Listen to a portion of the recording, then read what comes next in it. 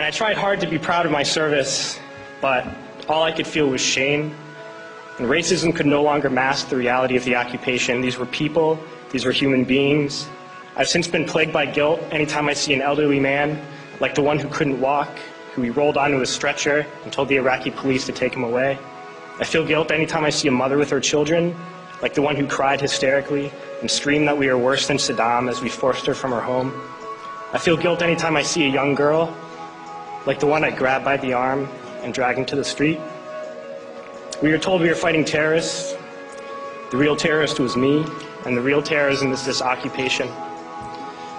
Racism within the military has long been an important tool to justify the destruction and occupation of another country. It has long been used to justify the killing, subjugation, and torture of another people. Racism is a vital weapon employed by this government.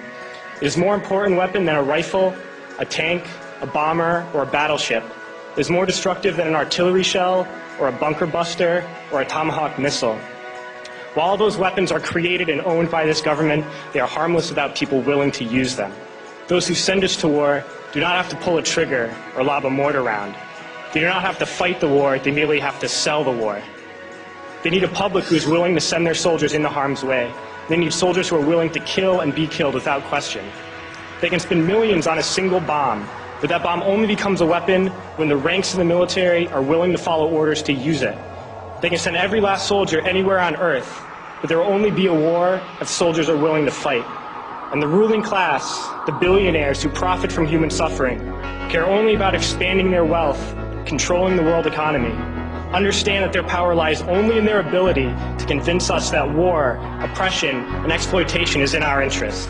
They understand that their wealth is dependent on their ability to convince the working class to die to control the market of another country. And convincing us to kill and die is based on their ability to make us think that we are somehow superior. Soldiers, sailors, Marines, airmen have nothing to gain from this occupation.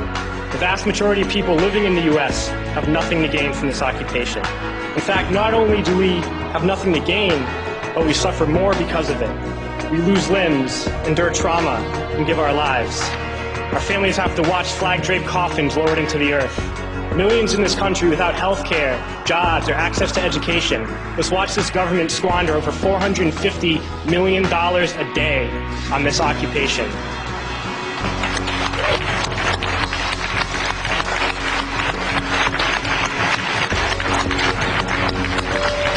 Poor and working people in this country are sent to kill poor and working people in another country to make the rich richer. And without racism, soldiers would realize that they have more in common with the Iraqi people than they do with the billionaires who send us to war.